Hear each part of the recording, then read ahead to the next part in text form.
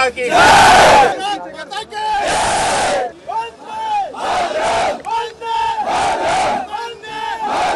लेकिन ऑपरेशन सिंदूर के बाद की परिस्थितियों ने इस देश के सामने इतने बड़े सवालों को खड़ा कर दिया, जिसमें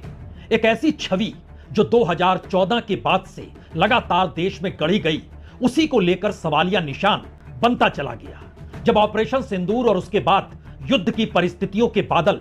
और उसमें लगातार पाकिस्तान की सीमा से आते हुए ड्रोन, टेलीविजन स्क्रीन पर रेंगती हुई युद्ध की तस्वीरें, उस पर होती हुई कमेंट्री, सब कुछ हर जहन में, हर आंखों में अभी भी कैद होगा। लेकिन एक झटके में बीजेपी ने तय किया, अब गांव-गांव घूमेंगे, शहर-शहर घूमेंगे, हाथों में तिरंगा थामेंगे और इस तिरंगा यात्रा को एक दिन नहीं बल्कि 10 दिनों तक चलाएंगे। यानी जो घटना 22 अप्रैल को हुई, उसके बाद जो एक खामोशी बरती गई, जब ऑपरेशन सिंदूर का स्ट्राइक पाकिस्तान के भीतर हुआ, उसके बाद लगातार 3-4 दिनों तक जो फायरिंग, जो ड्रोन, 2 मिसाइल, जो हवाई लड़ाकू विमानों की आवाजाही, उस पूरे दौर में प्रधानमंत्री मोदी कहीं सामने आए नहीं। और अमेरिकी राष्ट्रपति डोनाल्ड ट्रंप ने जब सीज फायर का ऐलान वाशिंगटन से किया, लेकिन जैसे ही सीज फायर का ऐलान अमेरिका से हुआ, उसके बाद वह छवि झटका खा गई। और उस छवि के आश्रय बड़ा सवाल यह भी था, अब बीजेपी को कैसे बचाना है, क्योंकि राजनीतिक तौर पर उसी छवि के आश्रय राज्यों में बीजेपी चुनाव जीतती है। इसी छवि के आश्रय इस देश में तमाम संस्थान एक एक करके खत्म होते चले गए। उसी छवि की वजह से इस देश का फोर्थ स्टेट यानी मीडिया भी रेंगता और बिलखता हुआ दिखाई देने लगा। हाल उस छवि पर आ गया था और उस छवि को बचाने की लड़ाई, यानी पहलगाम से जो बात शुरू हुई, ऑपरेशन सिंदूर तक गई, वही सारी परिस्थितियों के बीच सीज फायर को लेकर दोबारा से उस छवि को कैसे गढ़ा जाए और उस छवि के आश्रय ही चीजें चल सकती है, इसका नजारा तो एक तस्वीर ये बताने के लिए काफी है कि दरअसल यह चुनाव प्रचार है। यह तस्वीर देख लीजिए, इस तस्वीर में आपको सैनिक नहीं,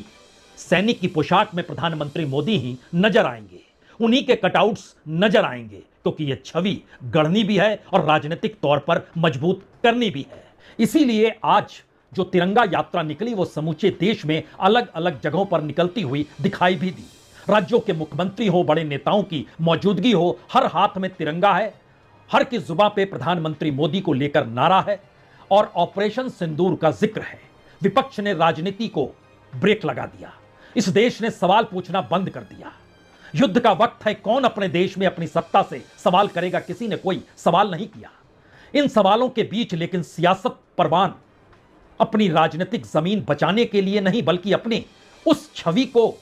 दोबारा से गढ़कर बड़ा करने में निकलती चली गई। और राज्य दर राज्य जो यात्राएं निकली, उसकी तस्वीर एक क्षण के लिए देख लीजिए, क्योंकि सियासत और सत्ता और राजनीति का किसी एक छवि को लेकर बनाने का पुट इससे पहले कभी किसी युद्ध काल के वक्त में नजर आपको आया नहीं होगा। ये अलग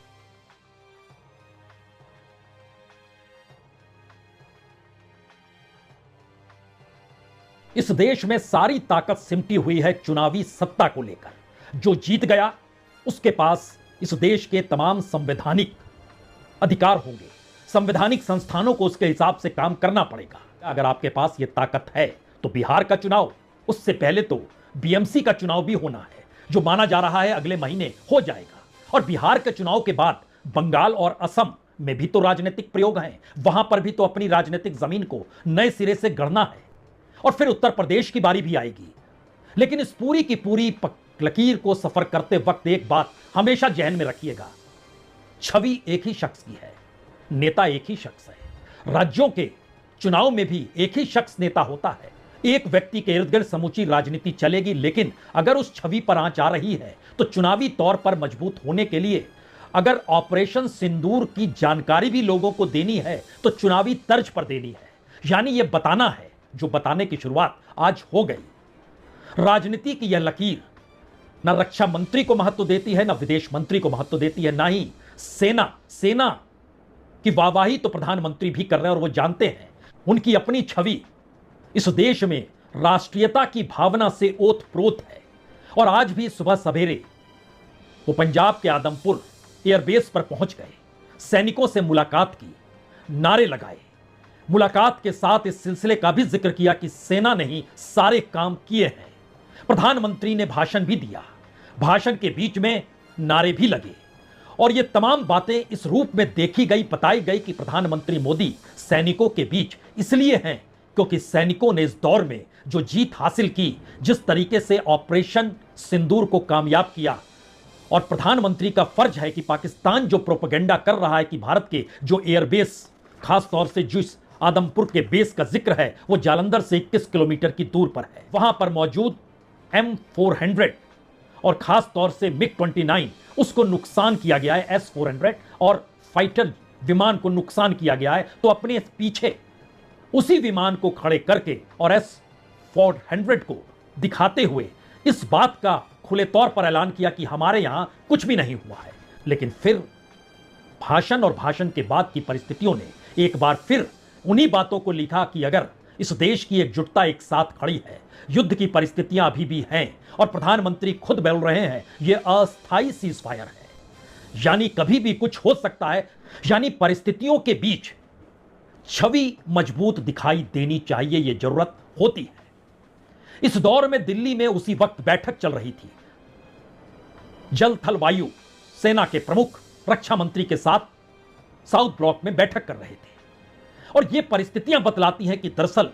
इस देश के भीतर की राजनीति ने कैसे हर घटना को,